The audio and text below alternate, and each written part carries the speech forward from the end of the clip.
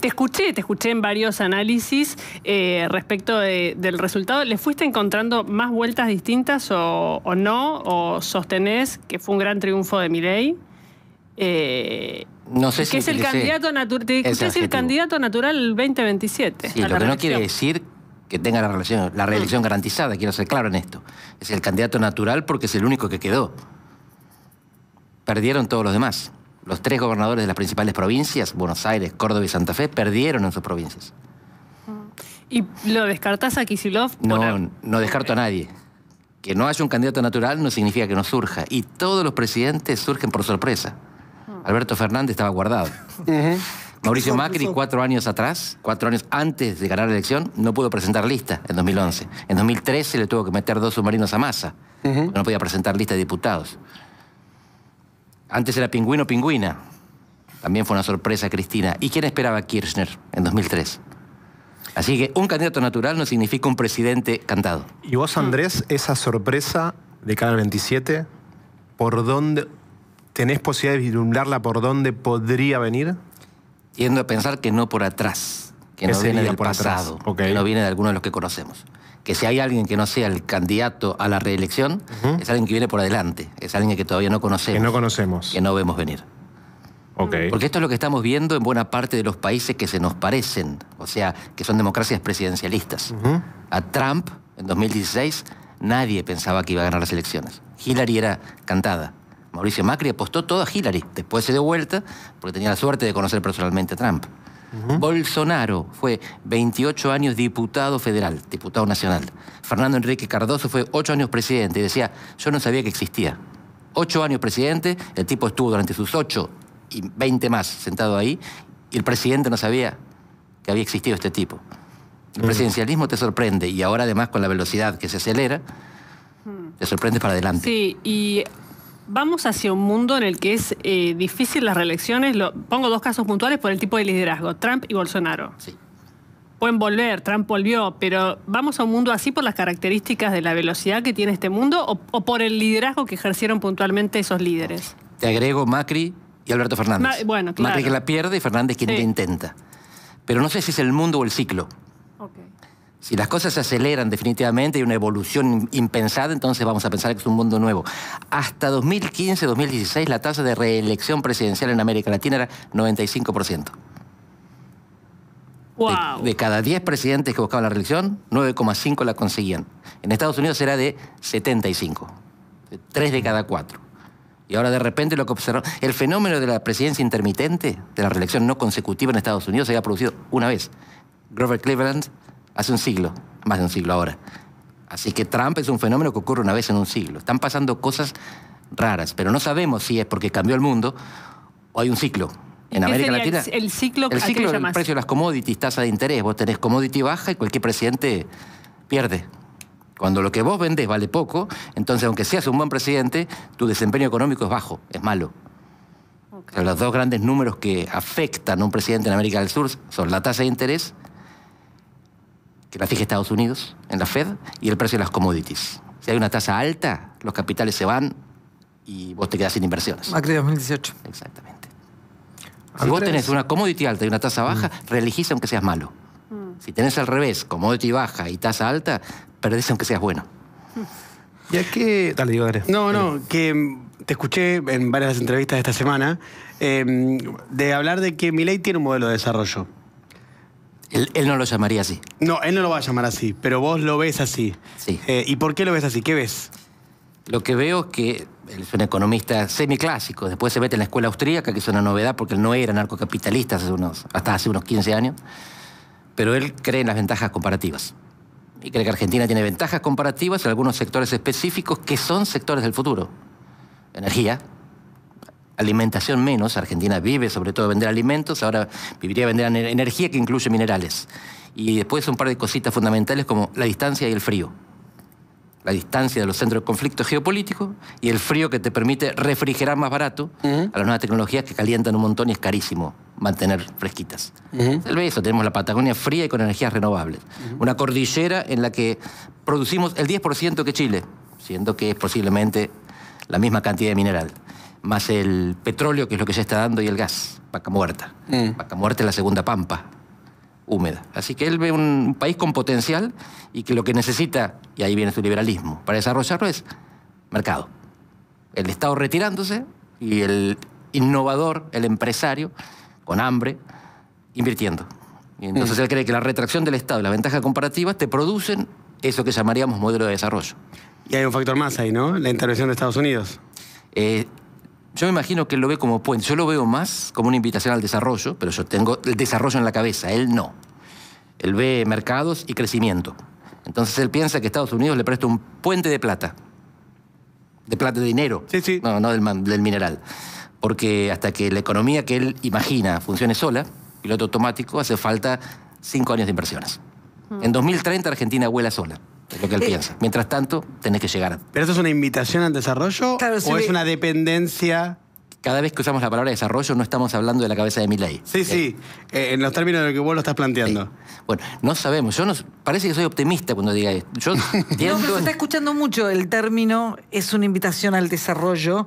¿Qué significa invitación al desarrollo? El argumento es muy simple. No existe el desarrollo endógeno. No existe un país que diga, me voy a desarrollar, pone las instituciones, toma esta política y se desarrolla. Siempre el desarrollo es asociado. Los pioneros se asociaron porque tenían colonias e imperios, pero innovaron. Crearon las tecnologías de las hilanderías, el motor a vapor, los cercos. Gran Bretaña fue esto. Después de eso, el desarrollo fue siempre detrás de los pioneros. Los herederos, Australia, Nueva Zelanda, Canadá, Estados Unidos, que eran Gran Bretaña, y después los invitados. Si España estuviera en América Latina, sería un país como nosotros. Si Uruguay estuviera en Europa, sería un país desarrollado. Están en Europa, a Alemania le convenía desarrollarlos, a Estados Unidos le convenía que Alemania fuera desarrollado, le volcó un plan Marshall, los obligó a no defenderse. Le dijo, la NATO te la pongo yo, la OTAN. Vos invertí, producí, distribuí. Entonces Alemania crea los fondos estructurales y desarrolla el resto de Europa. Europa del Sur primero y Europa Oriental después. O sea, no existe que vos pongas las instituciones correctas y te desarrolles. Necesitas ayuda. Es una idea muy contraria a la percepción que hay, y particularmente en determinado sector político, de lo que menos quiere Estados Unidos es que vos te desarrolles porque les vas a competir, y esa idea de antiimperialismo, etc. Bueno, es como lo que está diciendo la oposición. Buenísimo, porque se piensa que la invitación llega porque son samaritanos. Y no, los países que te ayudan a desarrollarte porque les conviene. Estados Unidos, el plan Marshall, no perdió plata. Besant con el peso no está perdiendo plata. Bueno, no sabemos todavía, es pronto. Yo creo que ellos piensan que desarrollar Argentina es tan fácil como hacer la paz en Medio Oriente. Y no es tan fácil. Yo creo que allá tiene más chance. Y capaz que lo sorprendemos. No está asegurado el éxito. Lo que está asegurado es el camino que están intentando. El camino que están intentando es que Argentina se pare sobre tierra firme para desarrollar sus ventajas comparativas. Porque a Estados Unidos le conviene. Vos ves un plan, claramente lo explicaste con tu propia modalidad y lenguaje. Porque plan es otra palabra que Milei no aceptaría. Sí, por eso. Pero para que nos entendamos en la argumentación. Sí. ¿Qué valor y qué dimensión vos le atribuís a lo político? ¿Qué quiero decir? El armado de un partido propio que construyó Karina Milei, con sus luces y sombras en un año, ir con el sello en todas las provincias, tener un eslogan, un color, frases que unifican la comunicación de los fieles o de los militantes y el desarrollo de una narrativa. ¿Eso es importante o no por todo lo estructural que estabas contando? Sí. Los partidos políticos cumplen dos funciones, cumplían. Una es ascendente, es un instrumento para ganar elecciones y representar a la sociedad. La otra es descendente, es un instrumento para coordinar políticos y políticas y gobernar a la sociedad. Con las nuevas tecnologías, ya no precisas de un partido para ganar la elección. Milei ganó sin partido. 2 diputados eran, Vicky Villarruel y él, sí. Y 2 años después él era presidente y ella vicepresidenta. Nunca visto. Pero para gobernar sí precisas partido. Lo que nos indican los nuevos estudios, hay un politólogo chileno, Christopher Martínez, que lo que hace es estudiar en qué condiciones caen anticipadamente los presidentes. Y él te dice, lo que ya sabíamos, tormenta perfecta, escándalo de corrupción, crisis económica, minoría legislativa, pero esto se produce porque no tenés un partido político. Si vos tenés un partido, evitás la minoría legislativa. El partido te permite gobernar, pero no te hace falta para ganar. Esto es lo que descubrimos con los Milei. Javier Milei no tuvo partido y ganó. Karina Milei le está formando un partido para que dure. Sigue sirviendo. La relación entre esto y el desarrollo es indirecta. Vos podés tener un partido y gobernar y no desarrollarte. Pero en principio, si no tenés capacidad de estabilizarte en el gobierno, todos tus planes de desarrollo, de crecimiento no van a funcionar. ¿Tiene posibilidades de sobrevivir La Libertad Avanza como partido, conquistando la derecha o la centroderecha en Argentina y ser como la contracara de un peronismo que, más allá de que esté bien o mal, continúa, a diferencia de otros partidos que les cuesta un poco más? Hoy sí. Vos sacás a Milei de la fórmula y te digo, no. Claro. Claro, sin hoy Milei, es Milei. claro. Claro. Si Milei Es Milei vive independiente. y dura, su partido sigue y dura. Pero no sé si quieren que los maree con números, simplifico, Sí. les juro. No, Mariano con números. Los últimos 4 años en América Latina hubo 16 elecciones presidenciales, de Sí. 2021 a 2025. Estamos contando Perú. 13, estamos contando Perú. No hubo, ahí hubo impeachment, juicio político, vacancia, dicen ellos. 13 de esas 16 fueron ganadas por partidos políticos que no existían 10 años antes. Uno de los tipos que más sabe de partidos políticos en América Latina es Gerardo Sherlis, un argentino. 13 de 16, incluyendo Argentina, incluyendo Perú, incluyendo México, Chile, Colombia, son todos partidos con presidente cuyo partido no existía 10 años antes. Excepciones, Uruguay, Paraguay y Brasil. Uno dice, los partidos viejos no funcionan, están siendo desplazados. Verdad, mitad de la verdad. La otra mitad es que los nuevos tampoco funcionan. Claro. Porque de los Claro. 18 partidos que en el siglo XXI fueron fundados y llegaron a la presidencia, 18 hasta 2019, 11 ya no existen. Y de los otros 7, uno gobierna y los otros 6 se pelean entre la supervivencia y la relevancia. El PRO. Patricia le acaba de llevar 7 diputados Sí. del PRO. Hoy, La Libertad Avanza llegó no al quórum, al tercio. Sí. Tenía 80, ahora tiene 87. No Sí. llegó electoralmente. Llegó robándole un partido que nació en este ciclo y también está desapareciendo. ¿Está Ahora- desapareciendo? Perdón. Por lo menos se está achicando, ¿verdad? Ok. Todavía no desapareció. En esos 18 que les contaba, que 11 desaparecieron, uno gobierna y los otros 7 están en el medio, este está pasando de ser relevante a ser un sobreviviente. Hasta que Como deje los de serlo. radicales. Los radicales ya dejaron de sobrevivir. Para vos ya dejar Como partido nacional no existen más. Está bien, para ponernos de acuerdo con ¿Y el las peronismo, categorías. Andrés? Existe nominalmente el radicalismo. Sí, sí, sí, sí. El peronismo sigue existiendo y esto es medio antipático, pero díganme si no les parece sensato. Es la paradoja del éxito lo que terminó con el radicalismo y la paradoja del fracaso lo que alimenta la sobrevivencia del peronismo. El radicalismo tiene como bandera la democracia. Nació luchando para democratizar a Argentina y lo consiguió. ¿Para qué sirve ahora? El peronismo trabaja por la justicia social. No hay. El peronismo tiene razón de ser. Porque fracasó. Claro. Mientras siga fracasando, va a seguir intentando. Pero su bandera es válida.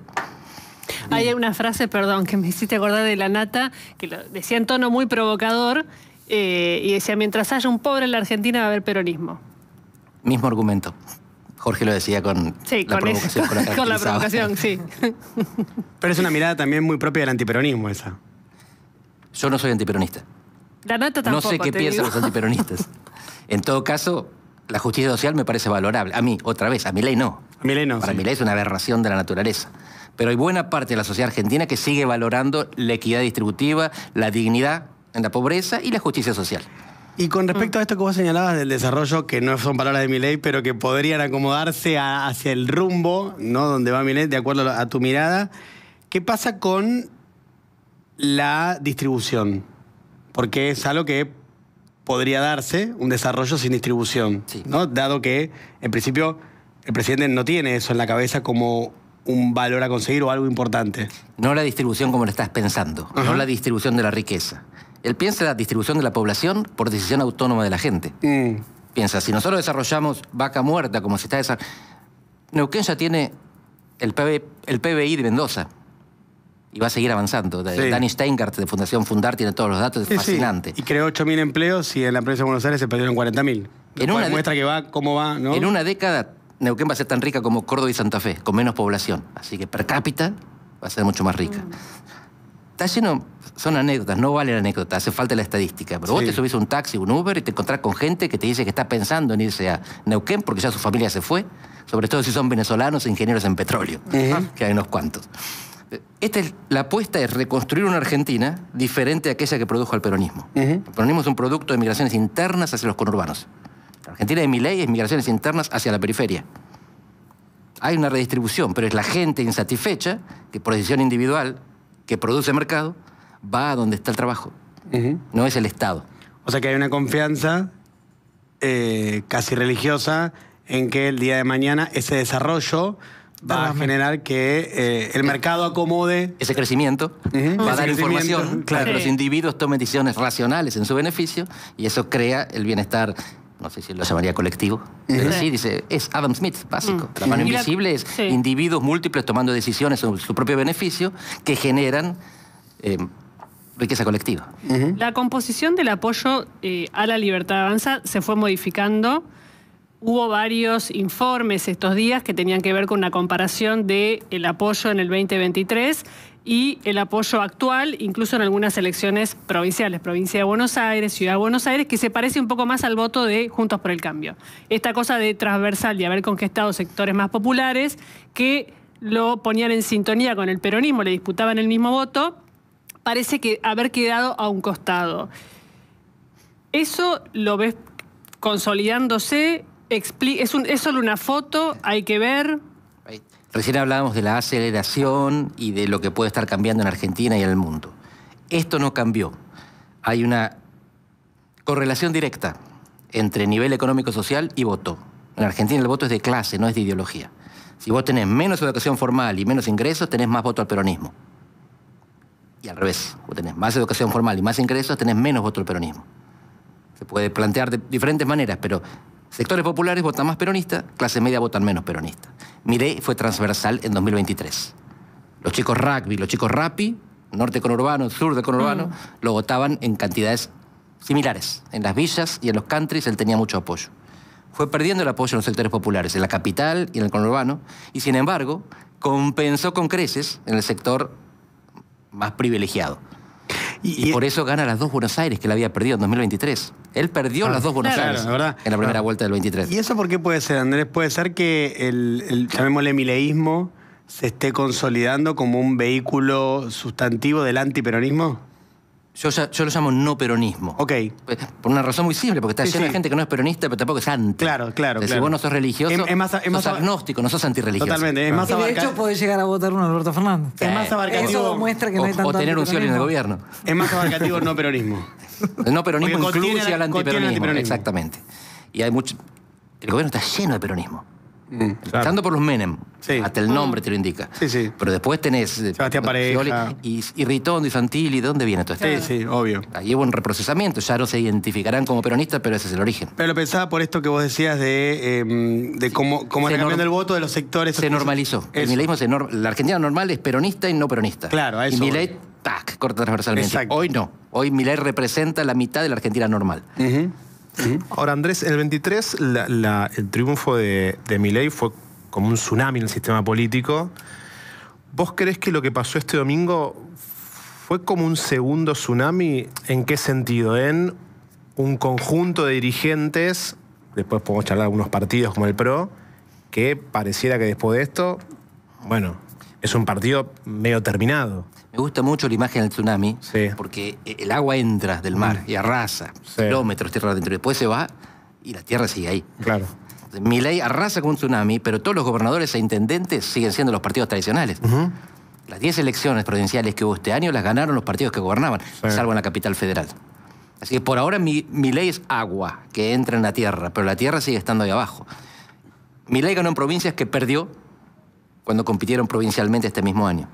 Así que no sabemos cuánto va a penetrar esa agua a la tierra, cuánto va a dejar. Si Milei desaparece hoy, el sistema vuelve a lo que estaba. No cambió mucho. Va a estar todo más roto. No, es que el sistema sigue siendo el mismo, de hecho. Es que si Milei sigue gobernando, lo va a ir cambiando. Tiene que sedimentar. Todavía no sedimentó. Cuando hay elecciones provinciales, gana lo anterior. Sí. Cuando hay elección nacional, lo arrasan a lo anterior. ¿Cómo se explica esa lógica? Porque hablando estos días con alguien del gobierno, decía esto. Estaba bien la estrategia, se terminó ganando a nivel nacional, pero después no tenemos ningún candidato a gobernar fuerte ya puesto en ninguna provincia. Fueron en muchos casos con desconocidos y demás. Y anticipaban, va a ser muy difícil, por la lógica provincial, que pongamos gobernadores en el 27. Por la Libertad Avanza. ¿Cuál es la lógica que hace que la gente vote tan distinto en una provincia casi contradictoriamente con lo nacional? La lógica de la territorialidad, que es la lógica histórica de la política, donde vos caminás en el terreno y te encontrás con la gente y le tocas el timbre y saben quién sos.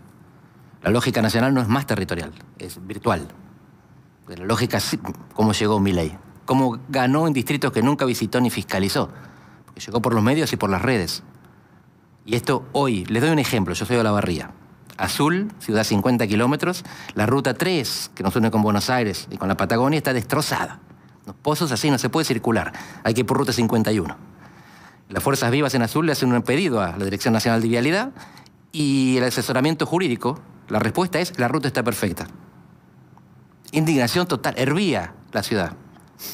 Ganó la Libertad Avanza, arrasó. Hay una desconexión entre lo que la gente quiere para el territorio local y lo que votan arriba. Y esto, disonancia cognitiva. La misma gente que te dice la ruta es un desastre, vota la Libertad Avanza porque está harta de los políticos que gobernaron hasta ahora. La misma gente. Esa disonancia cognitiva... Desconexión de lo territorial y lo vertical. Claro. Esa disonancia cognitiva me llama a lo que dijiste hace un rato, y que si vos te parabas el 8 de septiembre era el escenario. Vos describiste las 3 características que hacen que un gobierno se caiga. Y era debilidad parlamentaria, crisis económica y caso de corrupción. Tenías los 3 elementos. ¿Qué pasó? ¿Estuvieron cerca? Digamos, Apareció Bessent. vos decís que se cae. La minoría legislativa tiene un nombre, Aníbal Pérez. No, pero ¿qué pasó para que puedan hacer elecciones de verdad? Es excelente. La pregunta es buenísima.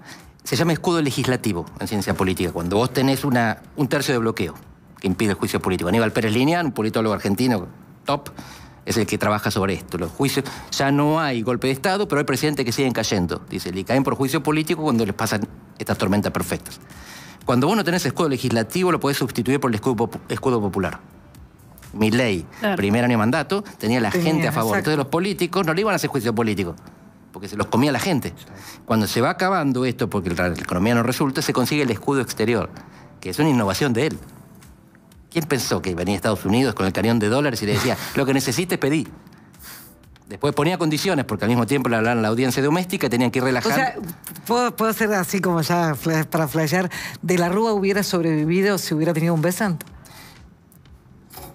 De la Rúa tenía un problemita. Que era propio todos de él. lo sabemos, pero Milei también tiene problemas. Un presidente que hubiera enfrentado la situación de la Rúa y tuviera la capacidad de innovar como innovó Milei, aguantaba. Si De la Rúa conseguía superar esa crisis, llegaba a 2003 y venía el boom de las commodities, teníamos De la Rúa por 8 años y después otro radical gobernando. Con un boom de las commodities es que América del Sur está determinada por factores exógenos, externos. Y De la Rúa vivió lo peor, porque la materia prima estaba bajísima. Si conseguía sobrevivir con el apoyo de Estados Unidos, después seguía.